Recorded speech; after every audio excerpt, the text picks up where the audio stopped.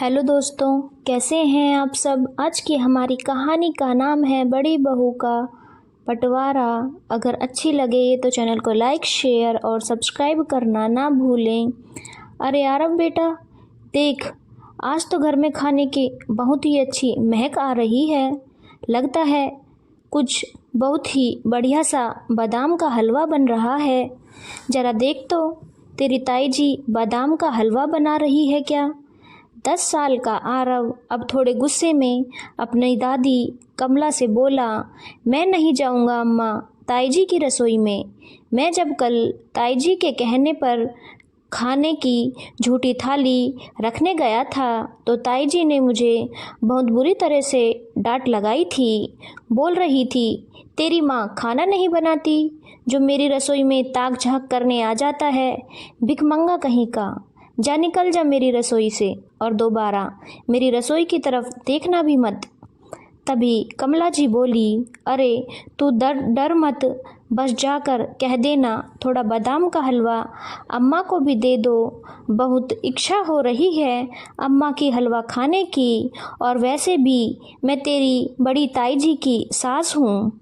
आप कुछ भी कहो अम्मा, पर मैं नहीं जाऊँगा। अगर आपको इतनी ही इच्छा हो रही है हलवा खाने की तो दोपहर को जब माँ आएगी तो मैं आपके लिए हलवा माँ से बनवा दूँगा। आपको जो भी हलवा, गाजर का हलवा, बादाम का हलवा या सूजी का हलवा, जो भी खाना हो बता देना, मैं अम्मा से बनवा दूँगा। पर आरव बेटा, इच्छा तो अब हो रही है हलवा खाने की और तू दोपहर को बनवाएगा हलवा। अपनी दादी की बिल्कुल भी बात नहीं मानता तू। इतना बोलकर अम्मा उदास होकर दूसरी तरफ मुँह करके लेट गई।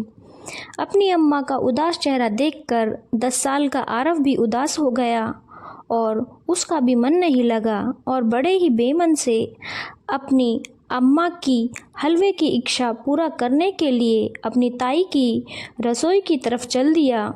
जैसे ही आरव रसोई के पास पहुंचा तो ताई जी घूरकर आरव को देखने लगी और बोली, तू फिर आ गया मेरी रसोई में। कल तुझे इतना समझाया था पर तेरी समझ में नहीं आया।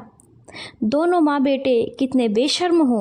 अपनी ताई जी की लाल आंखें देखकर आरव की बात हलक में ही अटक गई। समझ नहीं आ रहा था कैसे बोले। फिर थोड़ी हिम्मत करके अपनी ताई जी से बोला, वो ताई जी, अम्मा की हलवा खाने की बड़ी इच्छा हो रही है। आरव की बात सुनकर ताई जी बोली, मैंने कोई हलवा वलवा नहीं बनाया, जा कह दे अपनी अम्मा से, हाथ पैर कब्र में पड़े हैं और इच्छा हो रही है हलवा खाने की। यहाँ कोई हलवा नहीं बना, चल भाग यहाँ से। बेचारा आरव बड़े सधे कदमों से उदासी से अम्मा के पास आया और कुछ न बोला। पर अम्मा की बड़की बहू इतनी ज़ोर से बोली थी कि अम्मा को सब सुनाई दे रहा था। अम्मा ने आरव को अपने पास बिठाया और बड़े प्यार से आरव के सर पर हाथ फेरने लगी और अतीत में पहुंच गई। अपनी बीती बातों को याद करने लगी। यह वही अम्मा है जो कभी आरव और उसकी माँ से बहुत नफ़रत किया करती थी। अम्मा के 2 बेटे थे, अनिल और सुनील। पैसे की भी कोई कमी नहीं थी अम्मा को। अनिल का विवाह वहाँ रजनी के साथ हुआ था, वहीं सुनील ने अम्मा की मर्जी के खिलाफ जाकर गीता से प्रेम विवाह किया था। बस यही बात अम्मा को खटक गई थी। उन्होंने रजनी को सर आंखों पर बिठाया, वहीं गीता को कभी भी अपना नहीं पाई। रजनी के 2 बच्चे थे जिनको अम्मा सर आंखों पर बिठाकर रखती थी, वहीं आरव के सिर पर कभी प्यार से हाथ तक नहीं फेरा था अम्मा ने। जब आरव 5 साल का था तो एक कार एक्सीडेंट में सुनील की मृत्यु हो गई। उसके बाद तो अम्मा जी और बड़ी बहू रजनी ने गीता को परेशान करने में कोई कमी नहीं छोड़ी। अम्मा जी और रजनी ने मिलकर गीता को घर की नौकरानी बनाकर रख दिया। आखिरकार गीता ने अपने स्वाभिमान के लिए एक स्कूल में नौकरी कर ली, जिस पर भी रजनी और अम्मा ने काफ़ी बखेड़ा खड़ा किया था। इस बार गीता झुकने को तैयार नहीं हुई तो उसने घर छोड़ दिया। जब जग हंसाई हुई तो गीता और आरव को अम्मा घर वापस तो ले आई, पर घर के पिछले हिस्से में 2 कमरों में लाकर पटक दिया। फिर भी अम्मा और रजनी के स्वभाव में कुछ खास फर्क नहीं पड़ा। आए दिन वह दोनों गीता को परेशान करने के कोई न कोई तरीके ज़रूर ढूंढती रहती, पर कहते हैं ना, वक्त की गति न्यारी होती है। आप अपने कर्मों का फल इसी धरती पर हासिल करते हैं। एक दिन कमला जी बाथरूम में फिसलकर गिर गई और वह ऐसी गिरी कि आज तक अम्मा की पूरी तरह से खड़ी ना हो पाई। आज भी लाठी टेक कर ही चलती हैं। 2 दिन तो जैसे तैसे रजनी ने सेवा करी अम्मा की, पर 2 दिन बाद ही अम्मा जी को गीता के पास यह कहकर छुड़वा दिया कि वह भी इस घर की बहू है। अम्मा के लिए उसके भी कुछ फ़र्ज हैं। साथ ही थोड़ा बहुत खर्चा देकर अपने फ़र्ज से छुट्टी पा ली। तब से अम्मा गीता और आरव के ही पास है। जिन पोते पोतियों को इतना लाड़ लड़ाया वह भी अम्मा से मिलने नहीं आते तो हमेशा गुस्सा रहते। आज वही बुरे वक्त में उनके पास खड़े थे जिन्हें अम्मा ने हमेशा कभी कुछ नहीं दिया, उनसे हमेशा गुस्सा रहती। आज अम्मा को बहुत पछतावा होता है, लेकिन अब कर भी क्या सकते हैं।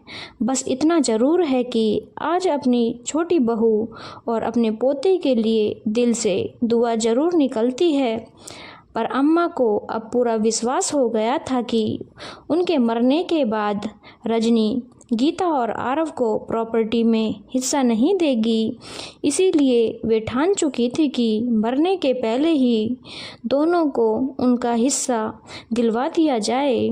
इसके लिए उन्होंने अपने बड़े बेटे अनिल से बात की और वे बंटवारा जल्द से जल्द ही चाहती थी। उस समय तो अनिल ने कुछ नहीं कहा, लेकिन जब घर आकर उसने अपनी पत्नी से बात की तो उसकी पत्नी चीखने चिल्लाने लगी। रजनी के चीखने चिल्लाने की आवाज़ बाहर तक सुनाई दे रही थी अम्मा को, पर अम्मा अपना मन पक्का कर चुकी थी। अब थोड़ी देर बाद में बड़ी बहू अम्मा के पास दौड़ती हुई आई और बोली, अम्मा यह क्या तमाशा है? आपको तो हम पर विश्वास ही नहीं है क्या, जो अभी से प्रॉपर्टी का बंटवारा करने में लगी हुई हो? अरे बहू, मैं कौन होती हूँ तुम पर विश्वास ना करने वाली? मुझे तो मेरे बेटे पर विश्वास नहीं है कि वह मेरे मरने के बाद छोटे बेटे का हिस्सा उसकी पत्नी और बेटे को देगा। तेरे लिए तो मैंने कुछ बोला ही नहीं। अरे तो आपका बेटा मेरा पति भी है, उसके लिए क्या मैं नहीं बोलूँगी? अच्छा, पर मैं भी तो कह रही हूँ, तेरा पति भी तो मेरा बेटा है, जिसकी सेवा चाकरी तुझे करनी चाहिए थी, तूने नहीं की। तूने ही तो मुझे छोटी बहू के पास यह कहकर भेजा था कि वह भी तो बहू है, उसे भी अपनी सास की सेवा करनी चाहिए। तो भैया 100 बात की एक बात, जब जिम्मेदारी दोनों की तो फल भी दोनों का ही होना चाहिए।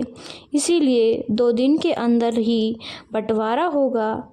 किसी को भी कोई ऐतराज़ हो तो मेरे से आकर बात कर सकता है, समझी तुम? तुम्हें तुम्हारे हिस्से से अलग नहीं कर रही हूँ, पर जिसका जो हिस्सा है वह उसे ज़रूर मिलेगा। बस यह मेरी आखिरी फैसला है। प्रॉपर्टी मेरी है तो फैसला भी मैं ही करूँगी, समझ गई या और समझाऊँ? अम्मा का यह रूप देखकर बड़ी बहू रजनी वहाँ से बिना कुछ बोले ही चुपचाप अपना सा मुँह लेकर जल्दी बनी। धन्यवाद दोस्तों। अगर आपको कहानी अच्छी लगी हो तो चैनल को लाइक, शेयर और सब्सक्राइब करना ना भूलें।